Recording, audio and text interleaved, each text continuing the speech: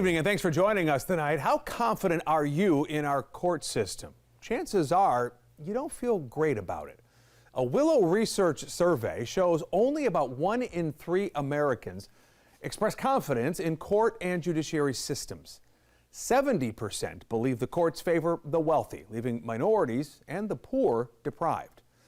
Mecklenburg County District Attorney Spencer Merriweather doesn't like it, and he wanted to do something about it. So, in 2018, he created a diversity and inclusion team in his office. More than 130 people take implicit bias training, and they hop on a bus to tour the diverse communities throughout the county for better understanding. The goal here is to give dignity to victims, survivors, family members, and every concerned citizen, no matter where they come from or what they look like. In tonight's community conversation, WBTV's Dedrick Russell sits down with Merriweather and a leader from that diversity and inclusion team. They met up at Community Matters Cafe to find out if this cultural competency is making a difference. One of the things that's important to me is to make sure that we understand that no life is cheap, and that we know that the impact among people of color, the impact of people from underrepresented communities in our community, that they are disproportionately impacted by crime in our community. So the people who speak on their behalf when they go in court, the people who actually go and have to see people who have been damaged by crime in our community, they ought to have a level of cultural competency and ought to have a level of understanding about why someone may be resistant about the criminal justice system. 3 people chair the DA's Diversity and Inclusion Committee. No budget for this, but there is a curriculum. The goal of our curriculum moving forward is not necessarily to always have mandatory trainings.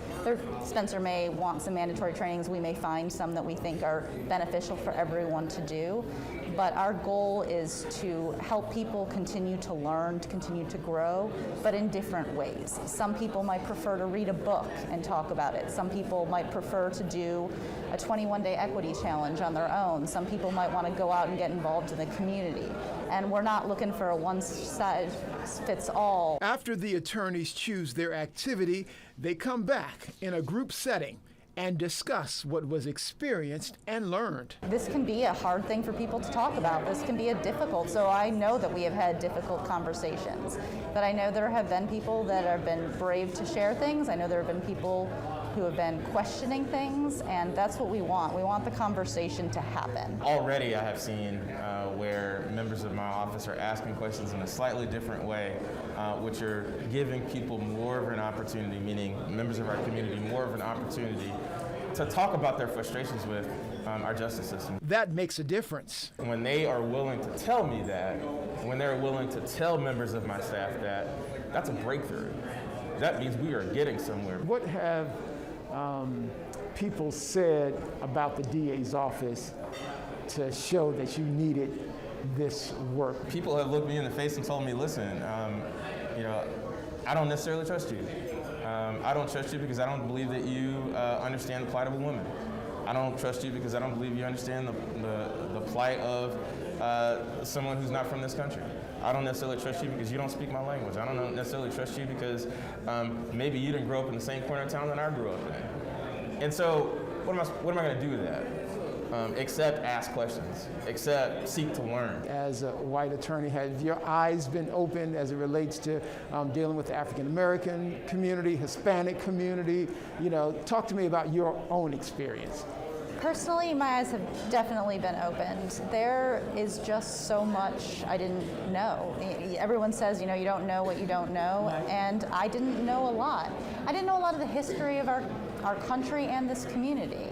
I didn't know a lot of how different people's experiences really could be from my own. I have seen how difficult it has been for me at times to connect with victims, with witnesses, with them not understanding me, and it's helped me to, in this work, in trying to learn, to try and be someone that they can trust, to be someone that they're willing to open up to. And the only way that I can do that is by coming to them, wanting to understand them, and trying to learn more about what they've gone through. It makes witnesses more comfortable if we're there actually hearing them, listening to them. I don't want to come in with an assumption. Have you had lawyers who did not embrace this? And had you had to get rid of some lawyers who just weren't on the same page as you? I think we haven't had to get rid of anybody because this is what people have come to do. They've come to serve. This isn't about politics. All of us are trying to get better at our jobs.